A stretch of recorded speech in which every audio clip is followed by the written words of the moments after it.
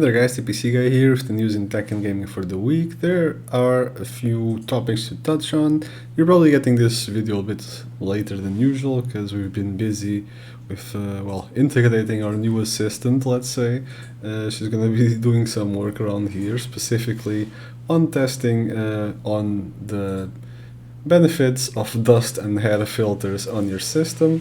So yeah, she was taking a nap right now, but she will be very helpful in the future. Say hello. On helping test those things. So I will let her nap on the floor for now, and let's move on to actual news. Well, you might have some tipper tapper on the floor right now anyway, because of her walking around, but in any case, there are not that many actual solid news this week. With CES happening next week, there are a lot of stories though, of things that are expected to show up at CES. I already covered that in the video previously, so I'm not really going to go much in detail over that. And there are a lot of supposed leaks that I have not mentioned or discussed yet. I will briefly touch on those, but keep in mind it's a lot of unconfirmed information and things that you can't really say that it's very concrete. First off, Intel's entire 10th gen CPU lineup has been leaked. There are a couple of variants of this chart, mostly the same, slight differences.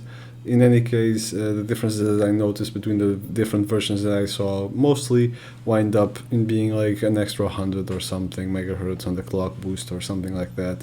One of them had an extra row called velocity boost, which is supposedly a new feature that's going to boost it further. In any case, the prevalent trend seems to be that all of them will be having hyperthreading, which is about time, I might say. They will still be in 40nm++++ times 15. They are going to be getting a slight boost in terms of max turbo frequency.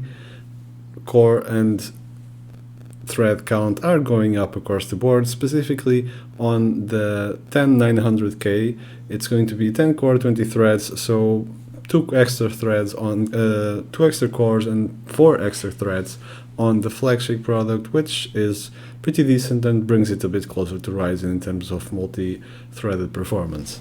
And the question in everyone's mind is probably how does this gonna compare with AMD's current Ryzen 3000 lineup, and what is this going to mean in the future for AMD versus Ryzen, AMD versus Intel, which one is going to be the better and which one is going to be the ideal choice for building a new system. So in my opinion, the 10900K is going to solidify Intel's position on top as far as the single-threaded performance goes and gaming performance by a small margin, because, well, let's face it, 5.2 gigahertz in terms of clock speed compared to the 5.0 or something that the current generation is doing, it's not going to do a massive difference. And we have to keep in mind that there probably are some hardware mitigations for vulnerabilities in place that are going to take its toll in terms of how these systems run, how these processors run. So the 200 megahertz boost that you see there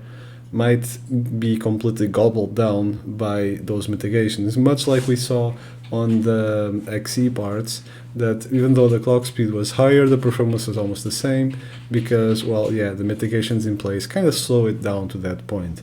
In the mid-range, there are interesting options. It will really boil down to pricing. I believe that parts like the Ryzen 3700X, for example, are still going to dominate the mid-range. It is mostly an issue of IPC, with Ryzen having the better IPC now than Intel, and the clock speed being a little bit higher really does not matter all that much. And, well, even though it has now also hyperthreading, I still believe Ryzen will be very competitive in that part, and, well, we'll have to see really how the price is going to pan out. What we also can't forget is that we're comparing this upcoming new Intel parts with the current Ryzen lineup, and Zen 3 is already in the works and already being very discussed. It's going to launch also next year. No idea on the date so far.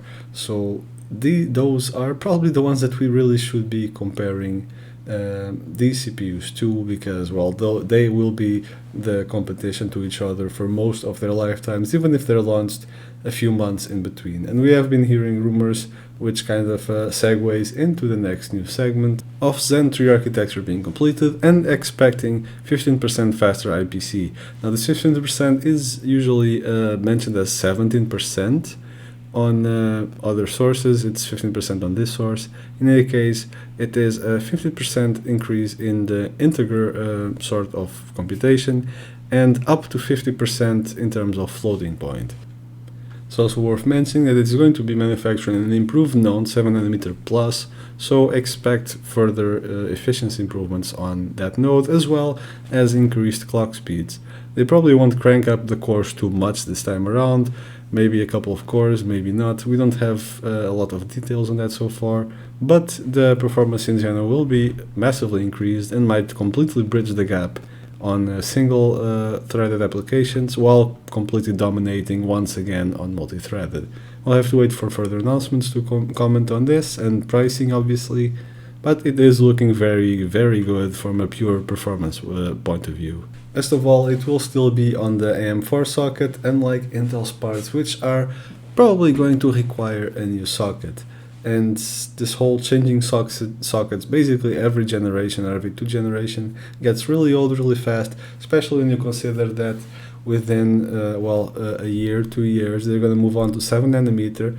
They might well want to do another socket to fully take advantage of that. So you're going to again have a socket that lasts for 1 motherboard generation or maybe 2, and then you have to basically get a whole new board and you upgrade your CPU, which really does not help when you keep in mind that you can get Ryzen 4000 parts and slap them on a board from 3 years ago, 4 years ago, and it will work perfectly fine if you do a BIOS update beforehand, that is. So that also really hurts when people are considering upgrading.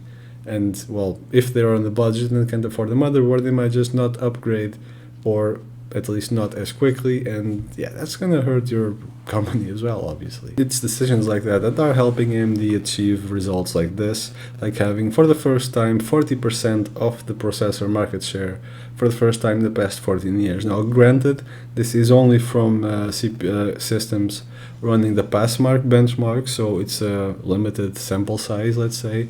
But the fact that it's growing there means it's also growing everywhere, along with other indicators that we have seen in the past of, like, for example, reports from the German web retailers and the Korean, I believe, as well, that AMD is on the rise and Intel is dropping the ball right now. So let's hope, for the sake of competition, that things stay relatively balanced, and that's just going to result in better deals for everyone on our side. On the AMD side of things, the rumors are not only spinning around the Zen 3 CPUs, but also around their graphics cards for the next generation, RDNA 2, etc, etc. So we are now hearing talks about a supposed Navi 21, which will have a die size twice as big as the previous cards that we have seen, and also faster memory. So we are talking about a card that would have basically double the transistors of the 57XT.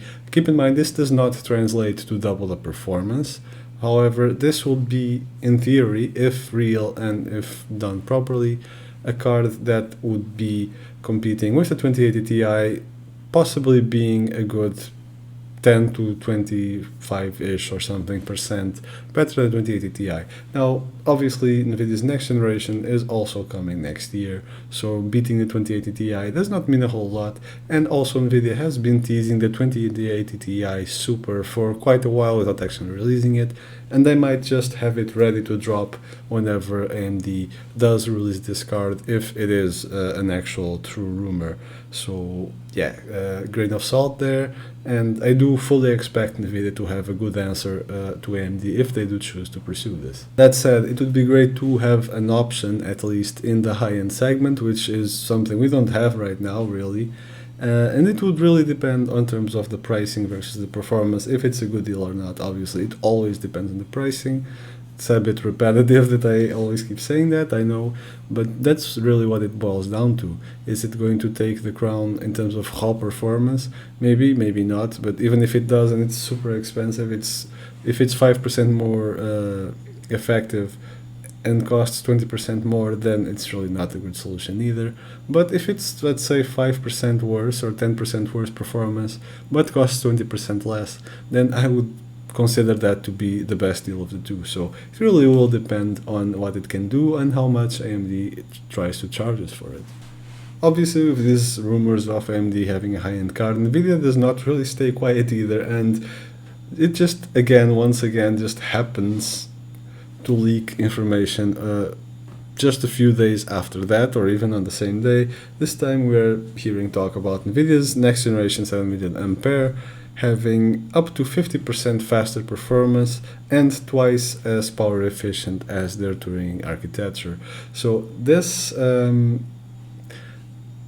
is, if they actually make those claims, this is extremely cherry-picked. You can have one or the other. You're not going to have both 50% high performance and 50% more power efficiency at the same time from going to their current node to 7 nanometer. It's not going to happen. They would have to be going much lower than 7 nanometers to get that performance.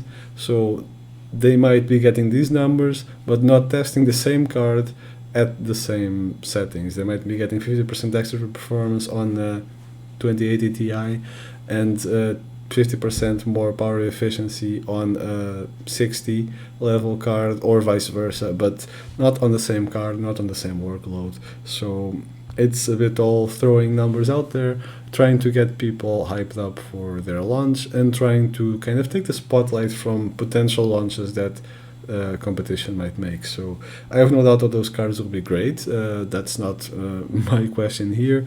I have a doubt that they will live up to the hype that we are seeing them trying to build, but I also do think people are mostly aware of that, and they don't expect miracles from Nvidia at this point, especially not on the performance versus price.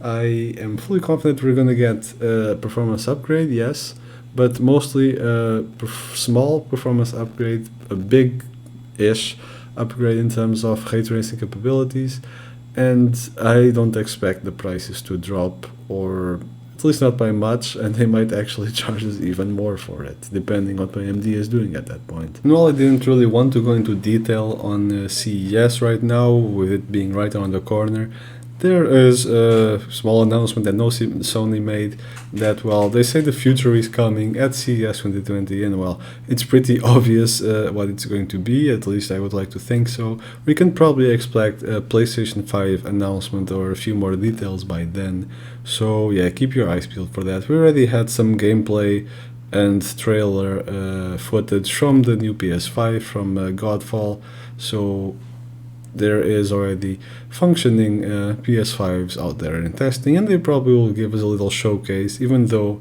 the release will only be on the holidays of 2020. And this article mentions that a possible purchase price of $499, but that is also not official. We do know that it will be around holiday 2020, probably either around Thanksgiving or the Christmas period. That's mostly it for the week. It's a period in the year where there's not a whole lot of concrete things to say, a lot of leaks of companies trying to build up hype for their upcoming launches. So we can expect some, hopefully, good news at CES. I hope for a lot of announcements, a lot of new tech, specifically in the GPU sector. I am really hopeful to see what AMD is going to be bringing there, if there is finally going to be some competition for Nvidia. The CPU segment is a bit more predictable, because knowing that Intel is not moving to 10 nanometer, at least not right now in the next generation, that kind of already spoils it a little bit, especially knowing how Zen 3 is panning out, so that's a bit more predictable. In any case, those were the major topics for the week that I wanted to talk about. Nothing concrete, nothing super solid, but definitely some quite exciting stuff on the horizon for us to keep our eyes on. This has been Attic PC Guy. Drop a like in the comment if you enjoyed the video. That would help the video get some more visibility, and consider watching our other content and subscribing to the channel to help us grow in the future and give you more and better quality videos. Obviously, I'm not going to be traveling to CES, our channel is way too small for that, but I will be doing my best to cover the news on the days that they come out, especially if it's big stuff, which I hope it will be. I'll see you in the next video, and in the meantime, have fun.